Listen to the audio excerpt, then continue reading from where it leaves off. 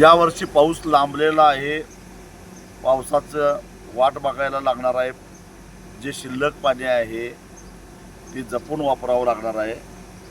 याबद्दल आमची तक्रार नाही आणि ते नाकारतही नाही. परंतु जलसंपदा विभागातल्या अधिकाऱ्यांच्या मध्ये असणारे हेवेदावे, त्यांचा अहंकार, त्यांचा युगो, मला न विचारता निर्णय का घेतला अशा प्रकारची वृत्ती आणि त्यांच्यामध्ये असणाऱ्या भांडणाचा आणि सरकारनं विशेषतः सचिव जलसंपदा आणि मंत्री यांनी योग्य वस्तुस्थिती काय आहे याची तपासणी न करता जे काही अंदाधुंदी चालली आहे त्याचा थेट परिणाम आज सांगली कोल्हापूर जिल्ह्यातल्या शेतकऱ्यांना भोगावा लागतो. जसा औरंगजेबानं जिजिया कर अचानक लावलेला होता त्या पद्धतीनं अचानक त्यांनी उपसा बंदीचे आदेश दिले. कुणी शेतकऱ्यांनी ऊसाच्या लागणीसाठी बी मांडून ठेवलेलं होतं ते उन्हात वाळायला लागलेलं आहे.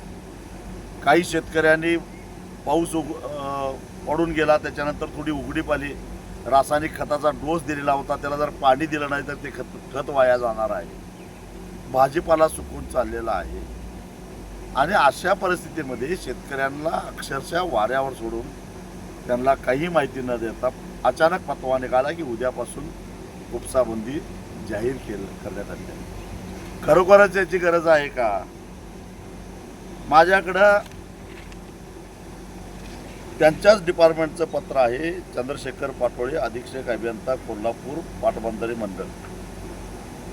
आणि हे पत्र काय फार जुनं नाही, कालचं आहे. ते असं म्हणतात की जिल्ह्यामध्ये जे काही एकूण पाणी साठा आहे त्यांनीच केलेलं जे काय पाणी वाटपाचं नियोजन आहे 31 ऑगस्ट 2026 पर्यंत पिण्याचं, शेतीचं सगळं पाण्याचं वाटप करून सुद्धा या ठिकाणी पाणी शिल्लक किती राहत आहे बघा. मी सांगतोय ते 31 ऑगस्ट 2026 नंतर सुद्धा, म्हणजे 31 ऑगस्टच्या आत थोडा तरी पाऊस पडणार, अगदीच काय धरणं कोरडी जाणार नाहीत.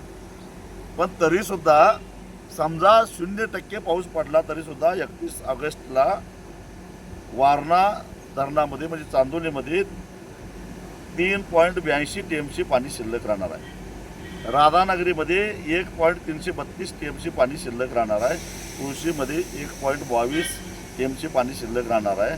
मध्यम प्रकल्प जे आहेत त्याच्यामध्ये कासारी 0.61, कुंभी 0.84, कडवी 0.72, पाटगाव 1.5, चिकोत्रा 0.47, चित्री 0.41, जंगमट्टी 0.34, घटप्रभा 0.59, झांबरे 0.22, आंबेहो 0.63, सरपणाला 0.33. एकूण लघु प्रकल्पामध्ये 1.77 TMC पाणी शिल्लक राहणार आहे. कधी? 31 ऑगस्ट 2026 नंतर. प्यायला, शेतीला, उद्योगाला पाणी देऊन सुद्धा एवढं पाणी शिल्लक राहणार आहे. आणि मग तरीसुद्धा उपसाबंदी का? दुसऱ्या बाजूला मी सकाळीच एक व्हिडिओ टाकला की आत्ता या क्षणाला राजापूरच्या धरणातून, कृष्णा नदीतून आत्ता या क्षणी 125 क्युसेक पाणी गळतीतून जायला लागलेलं आहे. कर्नाटकनं मागितलेलं नसताना सुद्धा राजापूर बंदरातून 125 क्युसेकनं पाणी चाललेलं आहे.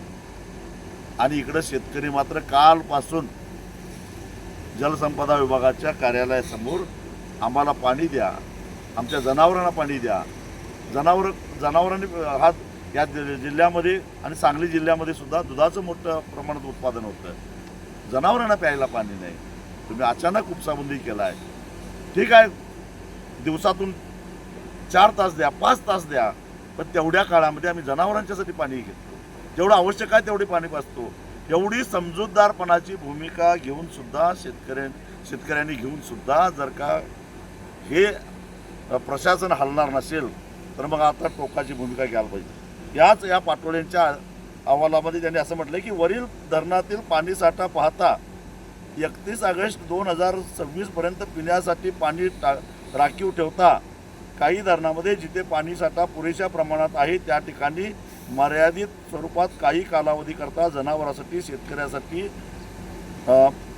शेती पिकासाठी पाणी देणे शक्य होणार आहे. हा अहवाल जलसंपदा विभागाच्याच अधिकाऱ्याचा आहे. मग अशा प्रकारे उपसाबंदी का, 100% उपसाबंदी का, या प्रश्नाचं उत्तर मिळालं पाहिजे.